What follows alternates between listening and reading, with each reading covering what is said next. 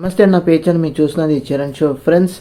చాలా రోజులు అయింది వీడియో చేసి, ఎందుకంటే మనకి ఏదైతే కొంచెం అంటే నా పరంగా పర్సనల్గా అయితే కొంచెం ఎంట్రన్స్ ఎగ్జామ్ రాయడం వల్ల ఆ ప్రిపరేషన్లో కొంచెం ఎక్కువ టైం తీసుకున్నాను. ఆ ప్రిపరేషన్తో పాటు ఎగ్జామ్ కూడా రాసి వచ్చేసాను అనమాట. సో అది పక్కన పెడితే మన విషయం మెయిన్గా ఈ కొన్ని రోజుల నుంచి దాదాపు 10 రోజుల నుంచి 15 రోజుల వరకు ఏదైతే పహల్గామ్ అటాక్ ఏదైతే జరిగిందో ఏప్రిల్ 22వ తారీఖున చాలా బాధాకరమైన విషయం. సో దాని గురించి రెస్పాండ్ అవ్వలేదు నేను మన ఛానల్లో అయితే, షార్ట్ రూపంలో కానీ, లేదంటే పోస్ట్ రూపంలో కానీ, లేదంటే వీడియో రూపంలో కానీ. సో అన్నిటికీ మనం ఈ వీడియో అయితే సమాధానం ఇద్దాం, అన్ని అప్డేట్స్ తెలుసుకుందాం. ఫ్రమ్ అటాక్ నుంచి ఇప్పటి వరకు అంతా కూడా జరిగింది ఏమైతే ఉందో సంఘటనలు అన్నీ కూడా ఈ వీడియో అయితే డిస్కస్ చేసుకుందాం. బట్ ఈ వీడియోస్ అన్నీ ఒకే వీడియోలో పెట్టడం అంటే కొంచెం కష్టం కాబట్టి పార్ట్ వైజ్గా అయితే మీకు కంప్లీట్ ఈరోజు మే 11వ తారీఖు వరకు కూడా ఏమైతే జరిగినాయో అన్నీ కూడా వరుసపెట్టి వీడియో చేస్తూ ఉంటాను.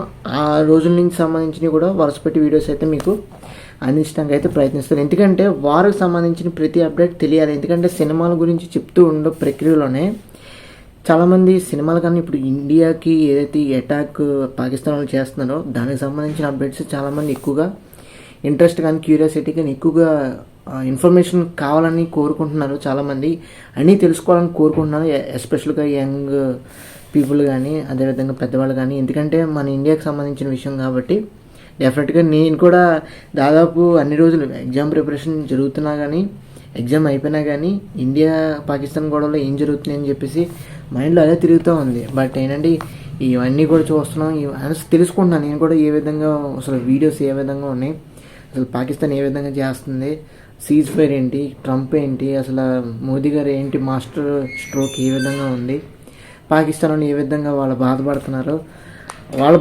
బాధపడటమే కాకుండా వాళ్ళ ప్రజలను కూడా బాధ పెట్టేదాకా చేస్తున్నారు.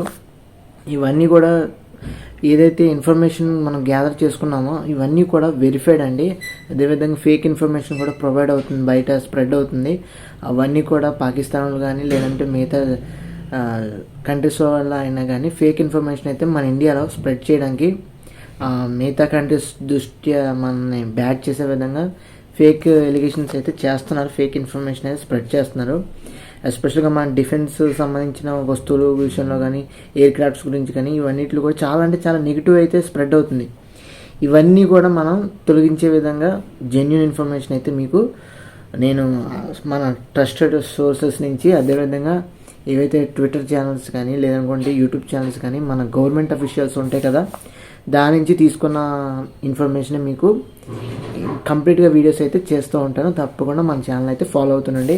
అదేవిధంగా సినిమాల గురించి చేయాల్సిన టాపిక్ కాకుండా వీడియోలు కాకుండా వారికి సంబంధించి ఎందుకు తీసుకున్నానంటే, ఒకటి ఇప్పుడు ప్రత్యేకంగా మనకి మొత్తం అందరి కళ్ళు కూడా ఈ వార్ గురించే జరుగుతుంది, ఈ వార్ గురించే తెలుసుకోవాలి, ఈ వార్ గురించి చూస్తున్నారు కాబట్టి వారి గురించి అయితే మొత్తం డిస్కస్ చేసుకుందాం అని చెప్పేసి వీడియోస్ అయితే చేద్దాం అనుకుంటున్నాను. ఎందుకంటే చాలామంది ఫేక్ ఇన్ఫర్మేషన్ కూడా ప్రొవైడ్ చేసే అవకాశం ఉంటుంది. దాన్ని కరెక్ట్ చేసుకునే విధంగా మనం అయితే ప్రయత్నిద్దాం అని చెప్పేసి నేనైతే వీడియోస్ చేస్తాను. సో తప్పకుండా మన ఛానల్కి అయితే సబ్స్క్రైబ్ చేసుకుని ఉంచుకోండి.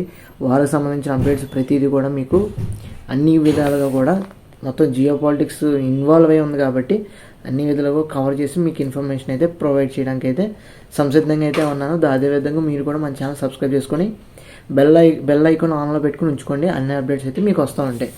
సో ఇప్పుడు కరెక్ట్గా మనం ఇండియా పాకిస్తాన్ సంబంధించిన కంప్లీట్ ఇంపార్టెంట్ మ్యాటర్లోకి అయితే వచ్చేద్దాం.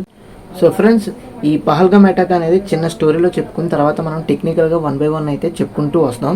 సో స్టోరీలో అయితే స్టార్ట్ చేస్తే కనుక ఏదైతే జమ్మూ అండ్ కాశ్మీర్లో అందమైన ప్రదేశంలో మంచి కొండలు ఉండే ప్రదేశంలో ఏదైతే అనంతనాగ్ అనే డిస్టిక్లో పహల్గామ్ అనే టౌన్లో పహల్గామ్ అనే టౌన్ నుంచి బైసరన్ వ్యాలీ అనే దానికి 7 కిలోమీటర్ల దూరంలో ఏదైతే బైసరన్ వ్యాలీ అనే ఏరియాని బేసికల్గా మినీ స్విట్జర్లాండ్ అని కూడా అంటూ ఉంటారు. ఎందుకంటే మంచి కొండలు కానీ, మంచి ప్రకృతి కానీ, మంచి చెట్లు, ఆ చుట్టుపక్కల ఎంజాయ్మెంట్ కానీ, ఆ టూరిస్ట్ ప్లేస్ కానీ అన్నీ కూడా అంబియన్స్ అంతా కూడా అక్కడ ఉంటుందన్నమాట.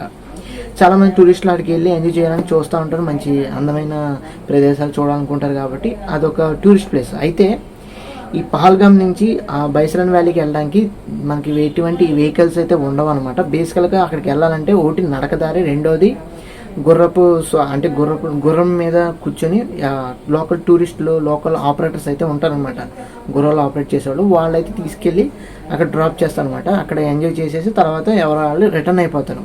ఇదంతా ఒక ప్రాసెస్. అయితే ఈ ప్రాసెస్లోనే అక్కడ పనిచేసే వాళ్ళు కూడా కొంతమంది లోకల్ ఆపరేటర్స్ కూడా ముస్లిమ్స్ ఉంటారు, దాంతోపాటు ఇంకా ఎవరైనా ఉంటే వాళ్ళు ఉంటారు అనమాట. సో ఇదంతా ఓకే కదా. చాలామంది టూరిస్టులు వెళ్ళి అక్కడ ఎంజాయ్ చేస్తూ అదేవిధంగా ఆడుకుంటున్నారు. పిల్లలు అయితే ఆడుకుంటున్నారు, పెద్దవాళ్ళు అయితే కూర్చొని టిఫిన్ చేస్తున్నారు, లేదనుకుంటే మాట్లాడుకుంటున్నారు, లేదనుకుంటే మంచి కౌర్లు చెప్పుకుంటూ నవ్వుతూ ఆహ్లాదకరంగా వాతావరణం అనేది భోజనం చేస్తూ కూడా మంచి ఆనందంగా మాట్లాడుకుంటూ సంతోషంగా ఉన్నారు. సడన్గా ఘనగాలుపులు అయితే జరిగినాయి అనమాట.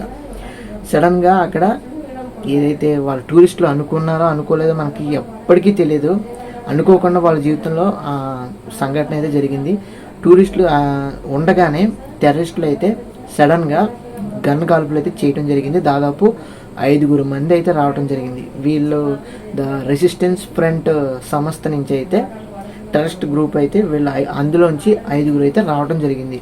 వచ్చి గన్ కాల్పులు చేసి అందరినీ భయాందోళన చేసి వాళ్ళు వచ్చిన ప్రక్రియ ఏంటంటే వీళ్ళ టూరిస్టులు కానీ జనాలు కానీ అటాక్ చేయాలి, దాంతోపాటు వాళ్ళు క్రెడిట్ని అయితే తీసుకోవాలి. అదంతా పక్కన పెడదాం.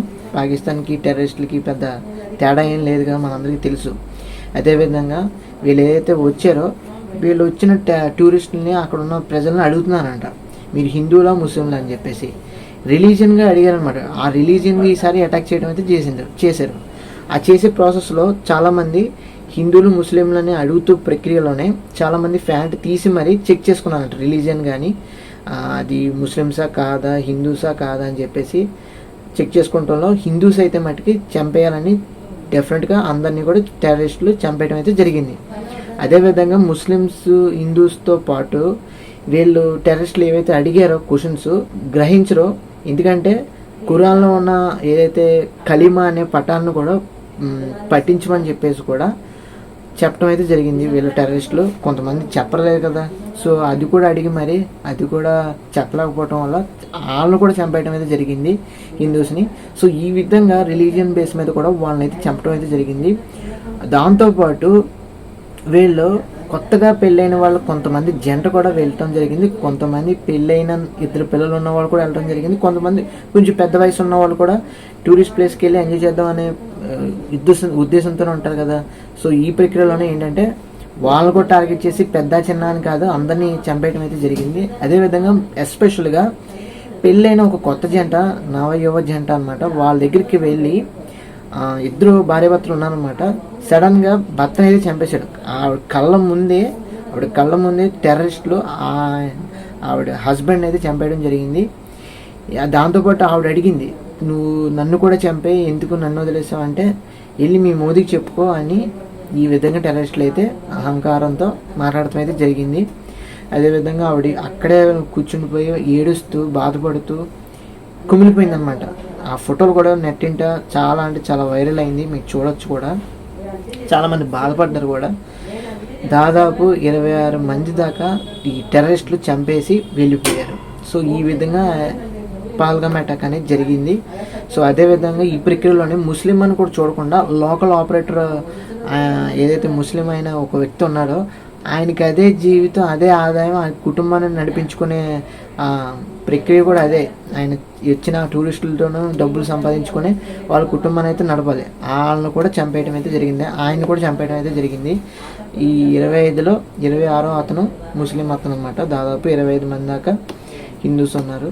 సో ఈ విధంగా అయితే మనకి టెర్రరిస్టులు అనేవాళ్ళు 26 మంది చంపేసి 20 మందిని గాయపరిచి మరీ వెళ్ళిపోయారు అనమాట. సో అది విషయం. పహల్గామ్ అటాక్ అనేది ఏప్రిల్ 22వ తారీఖు 2025 ఒక సాడ్ డే కింద మనం చెప్పుకోవాలి, బ్లాక్ డే కింద చెప్పుకోవాలి. సో ఇది బాధాకరమైన విషయం. ఇది ఫ్రెండ్స్ ఓవరాల్గా పహల్గామ్ అటాక్ గురించి చిన్న స్టోరీ అయితే. టెక్నికల్గా మనం నెక్స్ట్ వీడియోస్ నుంచి అయితే మనం మాట్లాడుకుంటూ వస్తాను. ఇప్పుడు ఈ వీడియో అయిపోయిన తర్వాత మళ్ళీ అదే రికార్డ్ చేస్తాను, వరుస పెట్టి మీకు ఏదో వీడియోస్ వస్తూ ఉంటాయి. తప్పకుండా మన ఛానల్కి అయితే సబ్స్క్రైబ్ చేసుకోండి. మీరు ఎప్పటికీ డిసప్పాయింట్ అవ్వరు. తప్పకుండా మన ఛానల్కి సబ్స్క్రైబ్ చేసుకుంటే డెఫినెట్గా ఇలాంటి ఇంపార్టెంట్ ఎమర్జెన్సీ టైంలో కూడా మీకు వార్ అప్డేట్స్ కానీ లేదంటే మన ఇండియాకి సంబంధించిన అప్డేట్స్ అయితే మీకు అందిస్తూ ఉంటాను. అది కూడా వెరిఫైడ్ ఏవైతే మన మినిస్ట్రీ ఏదైతే దాంతోపాటు గవర్నమెంట్ సంబంధించిన అఫీషియల్స్ ఉంటాయో, అదేవిధంగా ఇండియన్ నేవీ కానీ, ఆ ఎయిర్ ఫోర్స్ కానీ, ఆర్మీ కానీ, అన్ని సంస్థలు, అన్ని అఫీషియల్స్ నుంచే, గవర్నమెంట్ అఫీషియల్స్ నుంచే వచ్చిన ఇన్ఫర్మేషన్ మీకు చెప్పడానికి అయితే ప్రయత్నిస్తూ ఉంటాను. తప్పకుండా మన ఛానల్కి అయితే లైక్ చేసి సబ్స్క్రైబ్ చేసుకోండి. సో తప్పకుండా దాంతోపాటు మన ఛానల్ నుంచి తర్వాత ఇది అయిపోయిన తర్వాత సినిమా గురించి అప్డేట్స్ అయితే వస్తూ ఉంటాయి. తప్పకుండా మన ఛానల్కి అయితే సబ్స్క్రైబ్ చేసుకొని బెల్ ఐకాన్ ఆన్ చేసుకుని పెట్టుకోండి. Thanks for watching.